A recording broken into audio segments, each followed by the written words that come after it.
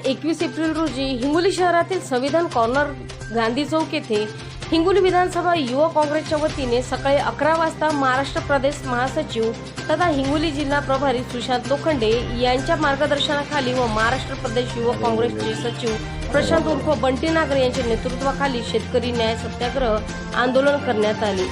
मान्य जिल्हाधिकारी हिंगोली यांच्या मार्फत महाराष्ट्र राज्याचे मुख्यमंत्री, हिंगोली जिल्ह्याचे पालकमंत्री व कृषी मंत्री यांना निवेदन पाठवण्यात आले।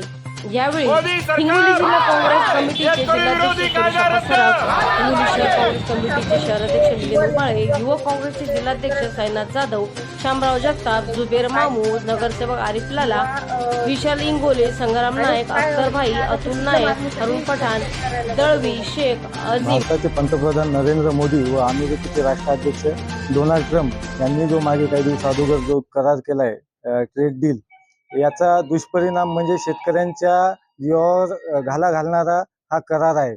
या कराराच्या माध्यमातून शेतकऱ्यांच्या कुठल्याही मालाला भाव मिळणार नाही किंवा म्हणजे हमी भाव पण मिळणार नाही।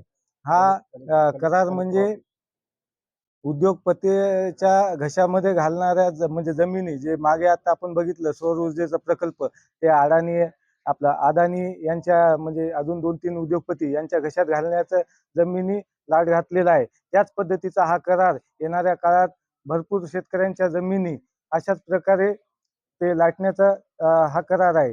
आणि या कराराच्या माध्यमातून एफस्टीन फाईल ही लपवण्यासाठी हा करार केलेला आहे। या करार जर हे झालंय कारण की अमेरिकेचा शेतकरी आणि भारतातील शेतकरी, अमेरिकेच्या शेतकऱ्याला इथे डॉलरमध्ये अनुदान मिळते आणि भारताच्या शेतकऱ्याला इथे बँकेच्या चक्रा माराव्या लागतात, तरी शेतकऱ्याला पीक कर्ज मिळत नाही, काही मिळत नाही।